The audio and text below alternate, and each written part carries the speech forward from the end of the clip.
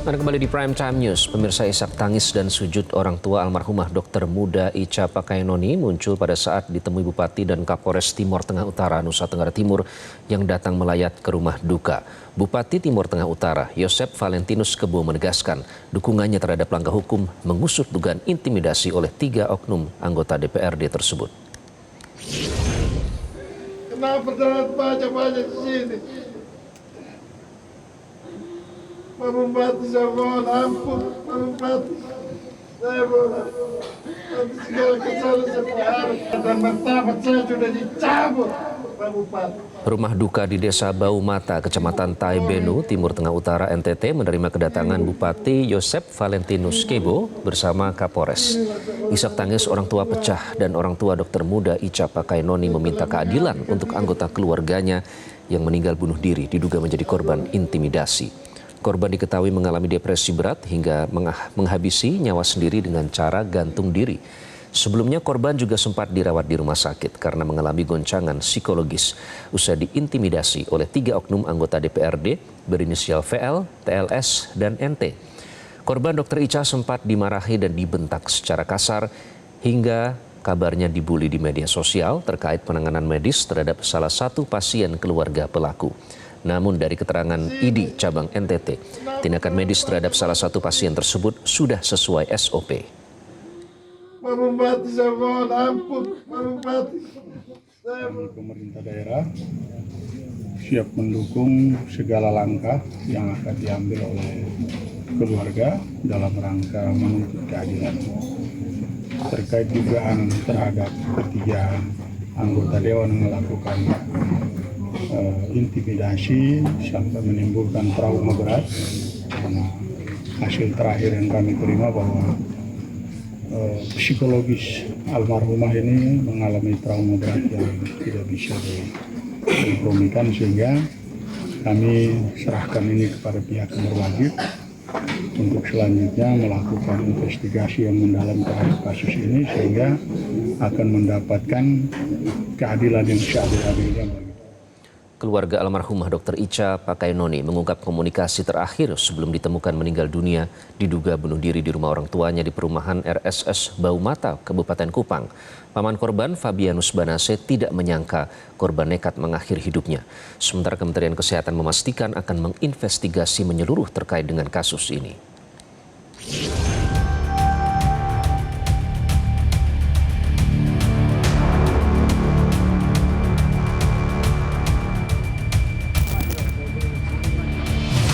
Dr. Elisa Prinsila Utami Pakainoni atau akrab disapa Dr. Icha, 27 tahun, tenaga medis di Rumah Sakit Leona Keva Menanu, Kabupaten Timur Tengah Utara, Nusa Tenggara Timur, ditemukan meninggal dunia di rumah orang tuanya di Desa Bau Mata Barat, Taibenu, Kabupaten Kupang, Jumat 26 Juni 2026. Pihak keluarga menduga Dr. Icha mengalami depresi berat setelah mendapat intimidasi dari 3 anggota DPRD Timur Tengah Utara terkait penanganan pasien yang mengalami gigitan ular hijau. Pasien tersebut diketahui merupakan keponakan dari salah satu anggota dewan. Paman korban, Fabianus Banase, menjelaskan kondisi psikologis Dr. Icha terus memburuk setelah insiden tersebut. Mereka mengaku keluarga lalu masuk serobot dalam IGD. Sedangkan di IGD itu kan tidak sembarang orang masuk. Menurut saksi, 2 anggota DPR, Teres Lasakar dari Golkar dan Nobet Tubani dari PKB, mereka konsumsi miras. Jadi saat ngomong di dalam berhadapan dengan dokter di situ, itu mulut mereka itu bau alkohol. Saat membentak itu bau alkohol. Dan ada fotonya juga di sini orang kirim. Memang kita sesalkan Rumah Sakit Leona tidak punya CCTV. Keluarga juga menyebut Dr. Icha sempat menjalani perawatan di RS Leona Keva Menanu akibat tekanan batin yang dialaminya. Fabianus menyatakan sempat berkomunikasi meminta keponakannya itu untuk fokus memulihkan kondisi kesehatan. Namun tak lama korban akhirnya nekat mengakhiri hidup. Atas peristiwa ini keluarga menempuh jalur hukum. Keluarga juga berharap pimpinan DPRD TTU maupun Ikatan Dokter Indonesia atau IDI segera mengambil sikap terkait peristiwa tersebut. Dia cuma komunikasi itu hanya dengan saya, Bapak Kecil sama Pak Victor dan Bait di Keva. Itu saja. Selanjutnya itu dia Seperti lebih apa banyak Bapak diam. komunikasi? Apa yang dia komunikasikan, Bapak? Dia komunikasikan bahwa Bapak saya stres. Nah, saya stres pertama, saya mau pulang Keva, Bapak. Saya jumpa ini 3 orang lagi, saya trauma. Kedua, sempat dia ngomong bahwa biar saya mati saja supaya jangan korbankan teman-teman aktivis yang lain. Kami akan segera memanggil meminta klarifikasi dari 3 anggota dewan tersebut, dan kami melaksanakan koordinasi dengan Bapak Ketua Dewan agar segera menindaklanjuti laporan yang sudah keluarga dari laporkan ke Badan Kehormatan DPR. Sementara Kementerian Kesehatan memastikan akan menginvestigasi menyeluruh atas meninggalnya Dr. Ica yang diduga diintimidasi 3 oknum DPRD. Kemenkes mengutuk segala bentuk intimidasi, perundungan, maupun penyalahgunaan wewenang terhadap tenaga kesehatan di fasilitas pelayanan kesehatan manapun di Indonesia. Kemenkes akan berkoordinasi dengan pemerintah daerah, organisasi profesi, aparat penegak hukum, serta manajemen rumah sakit guna memastikan adanya perlindungan hukum dan dukungan psikososial bagi tenaga medis. Tim Liputan Metro TV.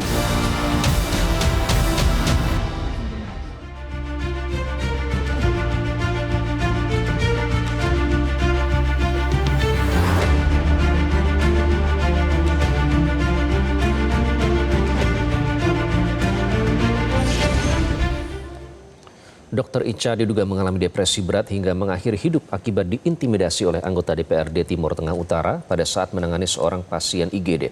Padahal Dr. Ica telah dinyatakan menangani pasien sesuai dengan SOP. Di sisi lain, pelaku anggota DPRD membantah telah melakukan intimidasi. Kita akan mengkonfirmasi kepada pihak keluarga paman Dr. Ica, Fabianus Banase, bersama adik almarhumah Dr. Ica, Dr. Tiara Pakaenoni. Selamat malam, Bang Fabian, Dr. Ica. Selamat malam Bang Iqbal, pemirsa Metro TV. Baik, terima kasih Abang dan Dr. Ica sudah bergabung dengan Prime Time News. Kami mewakili Metro TV sekali lagi mengucapkan duka cita yang sedalam-dalamnya. Semoga pihak keluarga diberi ketabahan dan segera bisa mencari keadilan bagi mendiang Dr. Ica. Bang Fabian, saya ingin mengkonfirmasi, jadi ada berapa orang anggota DPRD yang diduga melakukan intimidasi, Bang Fabian? Yang terjadi adalah 3 orang. Provokasi si biang keroknya itu Veronica Lake dari Partai PDIP.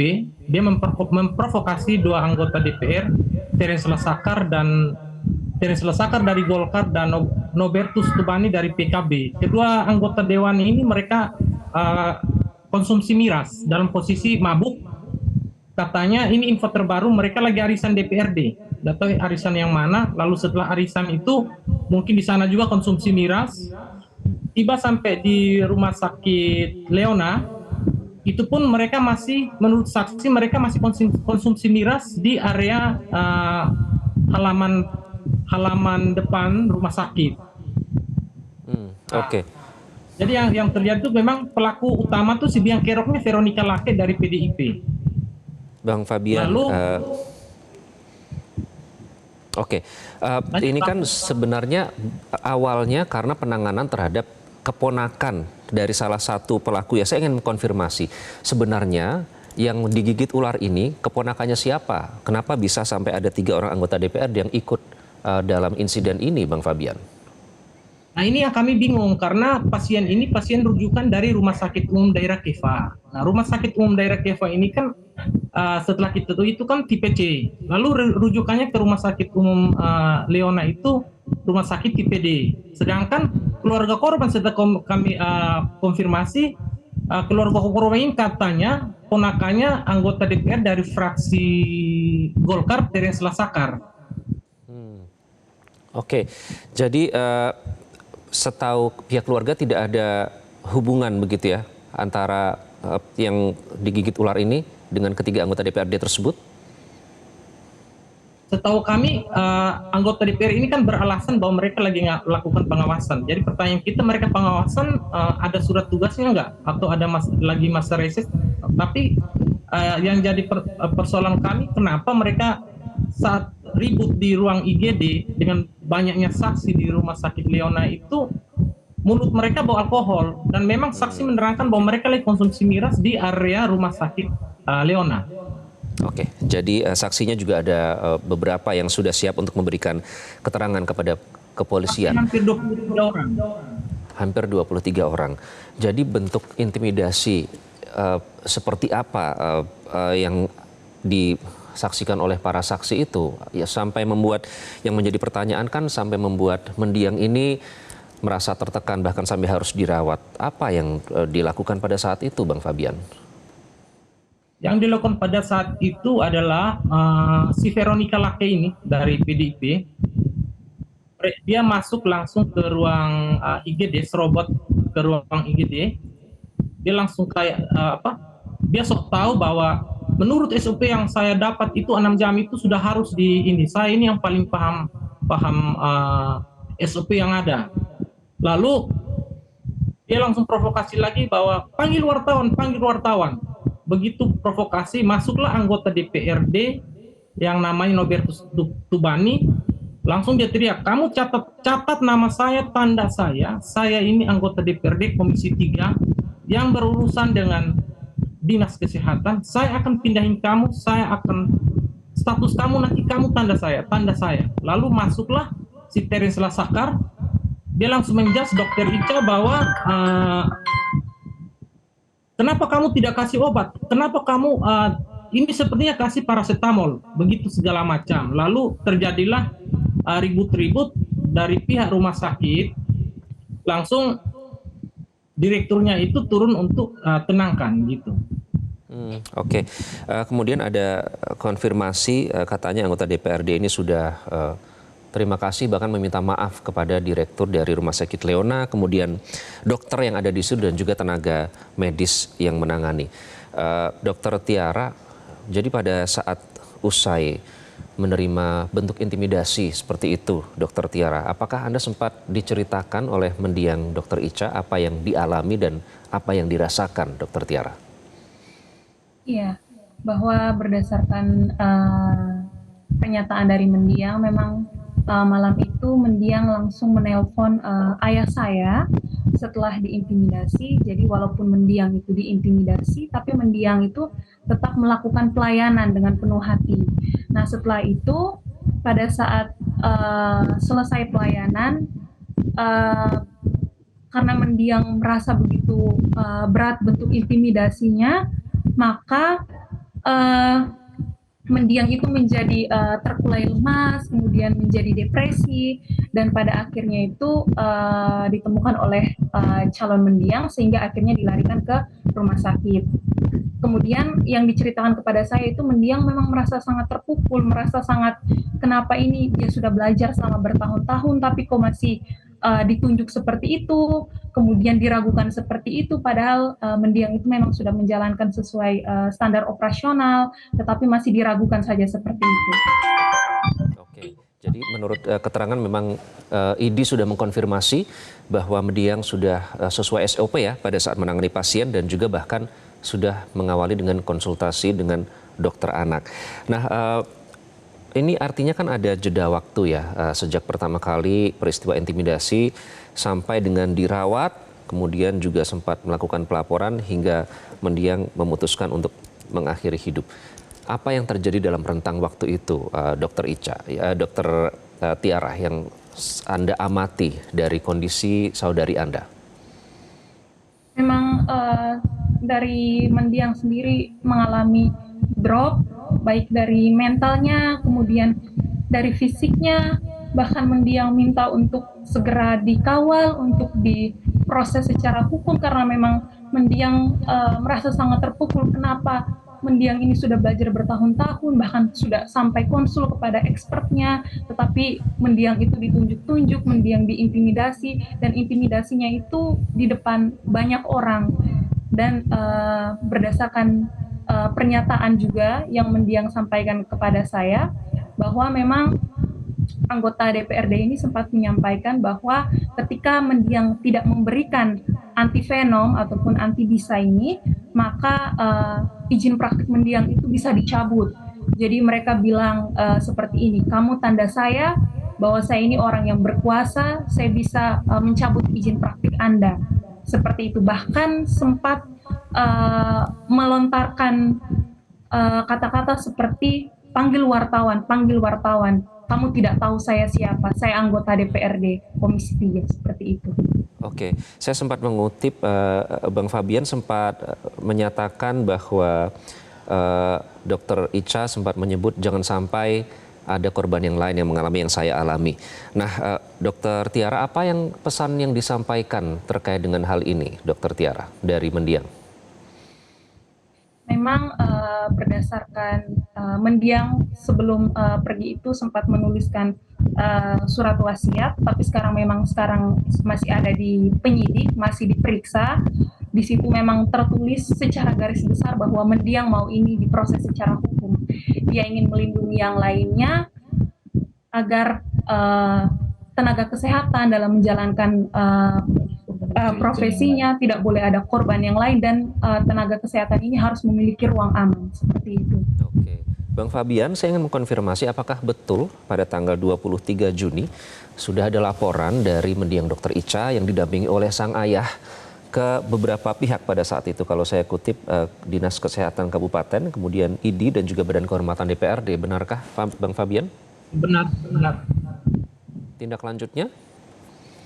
Tindak lanjutnya kita masih proses untuk pemakaman almarhum esok jam 11 dan juga nanti dihadir oleh teman-teman semua sebagai wujud kesatuan mereka memakai sal kedokteran. Dan proses ini sementara ini sudah keluarkan rilis, dan Badan Kehormatan itu sesuai Undang-Undang MD 3 itu diberi waktu 7 hari untuk menyiapkan. Bang Fabian, ini kan ada masa-masa krusial ya Bang Fabian ya. Dari tanggal 23 sudah. Tapi puji Tuhan hari ini Bupati sudah mengeluarkan izin untuk bekukan izin Rumah Sakit Leona karena diduga melanggar beberapa standar rumah sakit, dan juga yang kami sesalkan pasca kejadian pihak Rumah Sakit Leona itu tidak proaktif untuk mengawal kasus Icha. Kami keluarga yang memang menghadap ke dinas kesehatannya, menghadap ke ID-nya, menghadap ke badan kehormatannya. Lalu hingga detik ini ada ketersinggungan dari pemerintah daerah. Pihak Rumah Sakit Leona tidak pernah melapor kepada Pemda sebagai pemilik wilayah. Itu yang kita sesalkan. Dan satu lagi, pihak partai terutama dari PKB, dari PDIP sampai sekarang tidak ada pun kepedulian mereka untuk merespon apapun, merespon kadernya melakukan kekerasan verbal terhadap anak kami. Anak kami sudah pulang, sudah selesai. Kalau anak kami salah, kami ikhlas. Tetapi anak kami itu ya saya tidak bisa ngomong lagi, mungkin gitu. Bang Fabian, pertanyaan saya selanjutnya, ini kan masa-masa krusial ya, 3 hari. 23 Juni sudah melapor ke 3 pihak saat itu, Dinkes, ID, dan juga Badan Kehormatan. 26 Juni, sayangnya Dr. Icha memilih untuk mengakhiri hidup. Dalam 3 hari rentang waktu ini, kita tidak tahu apa yang dirasakan, dipikirkan oleh Mendiang, bergulat dengan segala macam pikiran. Apakah begitu laporan dilakukan, langsung ada respon atau seperti apa? Saya langsung merespon Mendiang karena biasa Mendiang itu 2 hari terakhir mungkin Mendiang mendapat teror dari nomor-nomor tidak jelas untuk tidak boleh kembali ke TTU. Jadi saya biasa terima WhatsApp Mendiang itu jam 4:15 subuh. Karena kami Katolik, saya selalu arahkan novena dan fokus untuk proses recovery. Jadi janjinya saya sama almarhumah nanti hari Jumat setelah jam 6 saya sama dokter sama almarhumah nanti kita mau dengan ayahnya almarhumah untuk ke rumah sakit Bayangkara untuk periksa lanjut lagi. Itu janjinya jam 4 sore. Oke, respon dari lembaga-lembaga yang dilaporkan bagaimana? Apakah cepat atau? Respon dari lembaga-lembaga yang dilaporkan itu ID mengeluarkan rilis bahwa sudah sesuai SOP. Badan Kehormatan katanya sesuai undang-undang masih berproses. Kami juga tidak ikuti. kami masih fokus dalam proses pemakaman almarhumah esok. Oke, baik. Karena kan itu waktu-waktu krusial ya, ada 3 hari sebenarnya. Seandainya mungkin ada respon yang diberikan, bisa jadi mendiang bisa berubah begitu keputusannya. Tapi mungkin respon yang didapatkan tidak sesuai. Terakhir harapannya apa Bang Fabian dan Dr. Tiara dalam upaya perjuangan mencari keadilan bagi mendiang ini? Izin Bang, apakah closing statement ini bisa diberikan oleh ayah saya? Silakan. Ada ayahnya Dokter Dia Ica. ingin menyampaikan secara Baik. langsung, apakah boleh? Boleh, silakan dengan ayahanda mendiang. Apa yang ingin disampaikan Bapak? Selamat malam. Iya, selamat malam Bapak. Silakan apa yang ingin disampaikan Bapak?